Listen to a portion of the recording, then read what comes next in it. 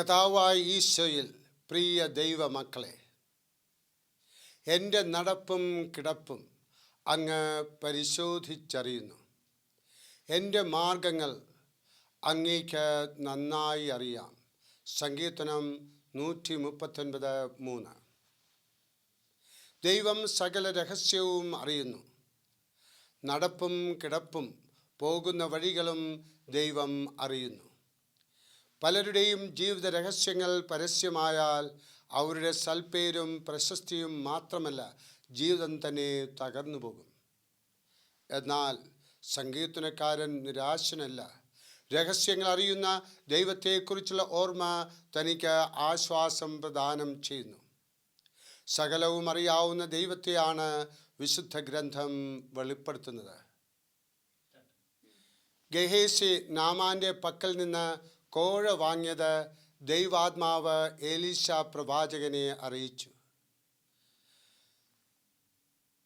ഫരിസേയർ മനസ്സിൽ ചിന്തിക്കുന്നത് യേശു ഹൃദയത്തിൽ ഗ്രഹിക്കുമായിരുന്നു.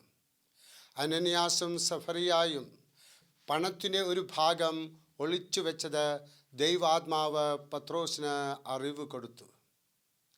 നമ്മുടെ സകല രഹസ്യവും ദൈവം അറിയുന്നു.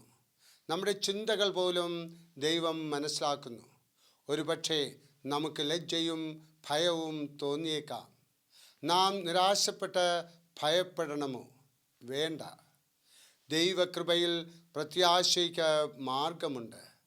നമ്മുടെ തെറ്റായ ചിന്തകളെയും പ്രവൃത്തികളെയും വെറുക്കുകയും അതിൽ നിന്ന് വിടുതൽ നേടുവാൻ ആത്മാർത്ഥമായി ആഗ്രഹിക്കുകയും ചെയ്യുന്ന ഹൃദയമുണ്ടെങ്കിൽ അത് മനുഷ്യർ അറിയുകയില്ല. എന്നാൽ ദൈവം അതറിയുന്നു. നാം ചെയ്യുന്ന തെറ്റുകളെ ഇഷ്ടപ്പെടാത്ത ഹൃദയമാണ് നമുക്കുള്ളതെങ്കിൽ ആ രഹസ്യ സ്വഭാവം ദൈവം അറിയും.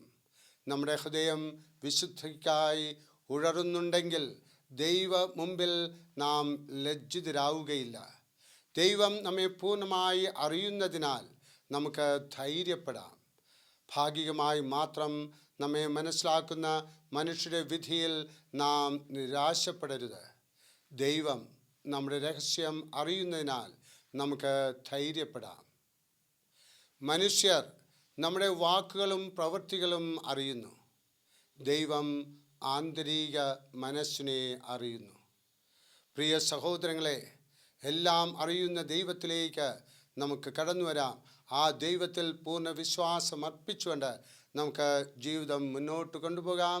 IMS അതിനുള്ള എല്ലാ സഹായ സഹകരണങ്ങളും നൽകി നമ്മളെ അനുഗ്രഹിക്കട്ടെ. ആമേൻ.